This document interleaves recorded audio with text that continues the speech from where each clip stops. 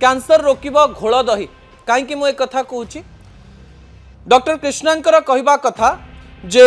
Doctor Otto Warburg आउ थे कही रखी डॉक्टर ओटो वारबर्ग गोटे बड़ तथ्य सामना को आनी लोक मानकर जो तथ्य से नोबेल प्राइज भी पाई विजुअल उपरे आपनकर दृष्टि आकर्षण करदेवाई चाहिए डॉक्टर ओटो वारबर्ग कही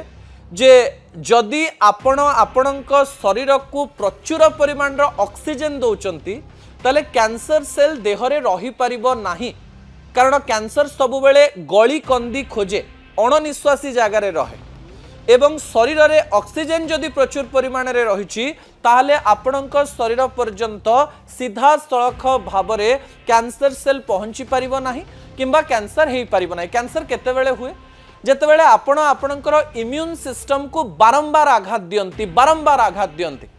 भावतु आपणकर पेट खराब अच्छे ट्रिटमेंट नौ ना इम्यून सिस्टम सहित देह लड़ी चली शेष से जीति जाउची जीति जावा फल इम्यून सिस्टम हारी जाउची एवं सेई जगह इन्फ्लामेशन होची एवं कैंसर होची।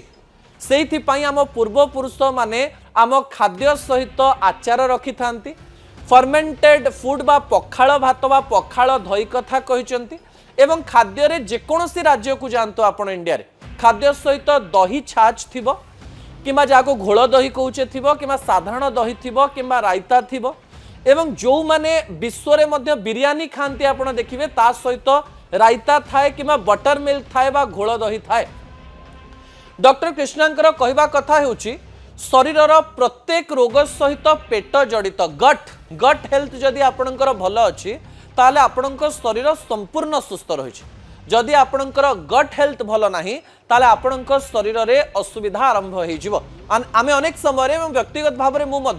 मो गट हेल्थ को बहुत खराब करुछि किंतु एही समय गट हेल्थ रो आवश्यकता कैंसर पाई बहुत जरूरी। आपणकर पेटर हेल्थ जदि भल नाही आपणकर शरीर 70% इम्यून सिस्टम खराब हो जाउछि